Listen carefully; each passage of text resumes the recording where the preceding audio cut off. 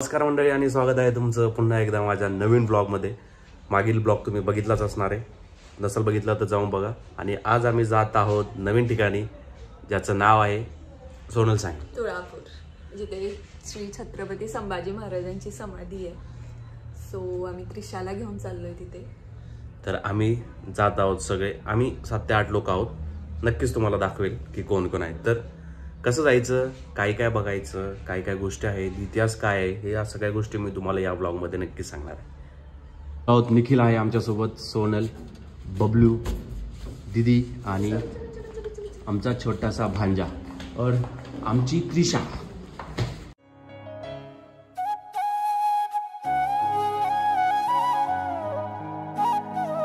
आम्ही पोहोचलो तुळापूर या ठिकाणी, जिथे धर्मवीर छत्रपती संभाजी महाराज आणि कवी कैलाश यांची समाधी। तुळापूरच्या अगोदरचे नाव नागरगाव होते आणि याच तुळापूर नगरीत एक दुर्दैवी प्रसंग घडला। जसे महाराष्ट्राच्या मातेने स्वराज्यातील आनंदाचे क्षण अनुभवलेले, तसेच तिने दुःखाचा डोंगरही सहन केला। स्वराज्याचे दुसरे छत्रपती संभाजी राजांची हत्या हाच तो दुर्दैवी दिवस।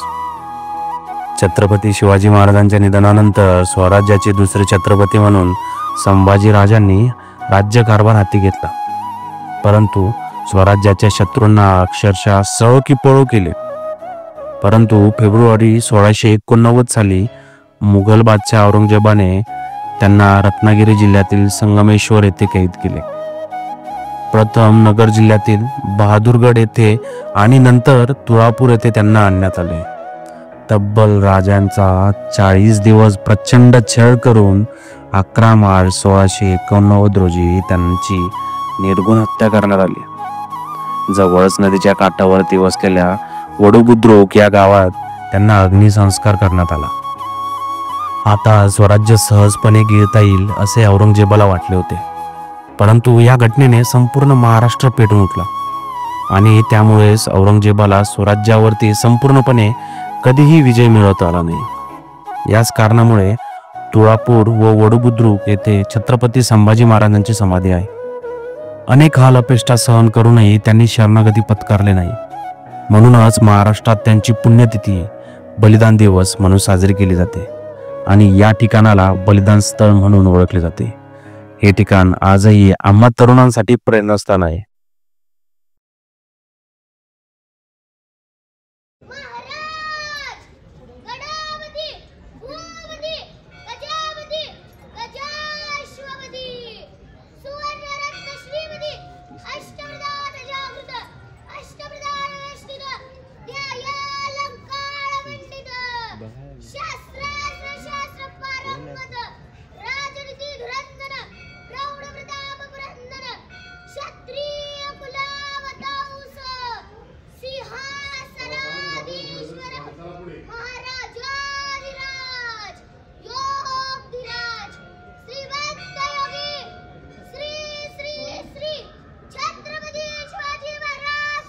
जय जय महादेव महादेव, जय श्रीराम जय। तुळापूरला इतिहासासोबतच धार्मिक महत्त्व आणि निसर्गाची जोडी लाभलेली आहे। त्यामुळेच ऐतिहासिक घटनांचं स्मरण करत असताना येथील अद्भुत मंदिरे आणि त्रिवेणी संगम पाहून आम्ही भारावलेलो। आम्ही संगमेश्वर मंदिराकडे निघालो। हे भगवान महादेवाचे प्राचीन मंदिर। मंदिरातील खांबावरती सुंदर नक्षीकाम पाहायला मिळते। गाभाऱ्यात प्रवेश करण्यापूर्वी श्री गणपती व विठ्ठल रुक्माईंचे दर्शन घेतले। मंदिर परिसरात श्री गणपती व हनुमानाची छोटी छोटी मंदिरे तसेच उंच दीपमाळ आहेत। काही वेळ मंदिर परिसरात विसावलो।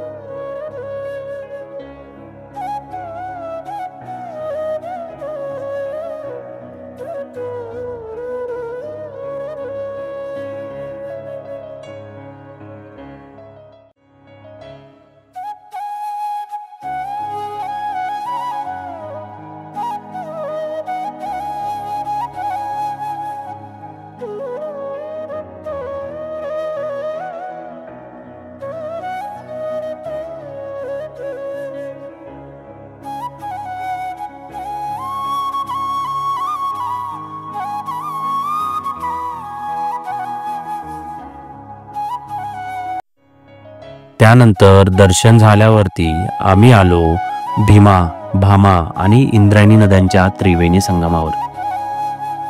हे क्षेत्र काशी, गया व प्रयाग या तीर्थक्षेत्रांच्या बरोबरीने मानले जाते.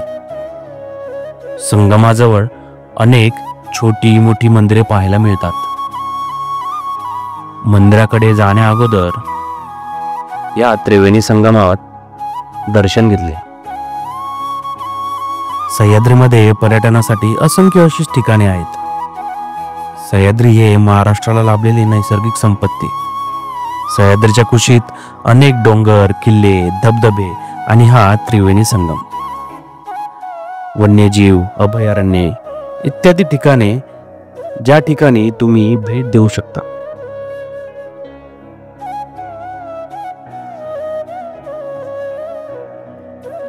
तसेच संगमाजवळच श्री विष्णू महाबल्लेश्वर मंदिर, श्री विष्णू राम रामेश्वर मंदिर, कोटेश्वर मंदिर ही विशेष उल्लेखनीय मंदिरे आहेत.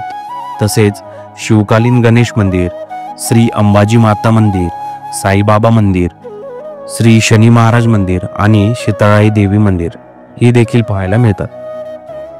संपूर्ण महाराष्ट्रातून भाविक आणि पर्यटक तुळापूरला येतात. येथे असलेली अद्भुत मंदिरे पाहण्यासाठी आणि धर्मवीर छत्रपती संभाजी महाराजांच्या समाधीला अभिवादन करण्यासाठी.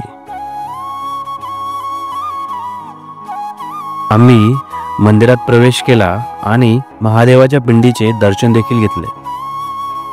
आम्ही सकाळी निघाल्यामुळे आम्हाला जास्त गर्दी लागली नाही. अशा प्रकारे छोटी छोटी मंदिरे देखील या ठिकाणी आहेत, ज्या ठिकाणी तुम्ही जाऊन दर्शन घेऊ शकता.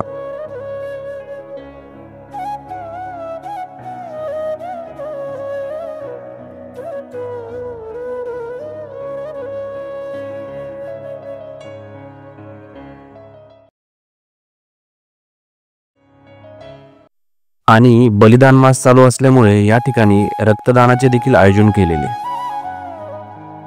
थोडंसं पुढं आल्यानंतर हा होता छत्रपती संभाजी महाराज यांचा पुतळा. आजूबाजूचा परिसर देखील स्वच्छ आणि सुंदर असा. खरंच इतिहास आठवला की डोळ्यात पाणीच येते. महाराजांनी आपल्यासाठी काय केले, मराठी स्वराज्य आणि ही संस्कृती जपण्यासाठी आपले प्राण गमावले.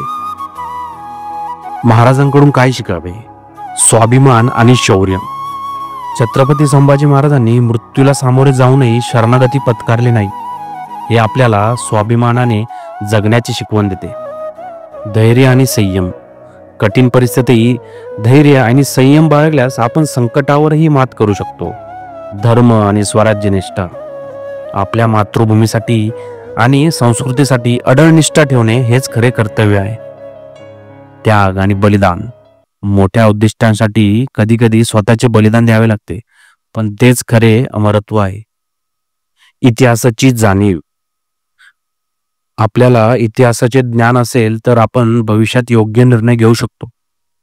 प्रेरणा आणि एकता. महाराजांचा जीवन संघर्ष आपल्याला संघर्षातून शिकण्याची आणि एकजूट राहण्याची प्रेरणा देतो. हे ऐतिहासिक व धार्मिक यात्रा तुम्हाला कशी वाटली ते कमेंटमध्ये नक्की कळवा.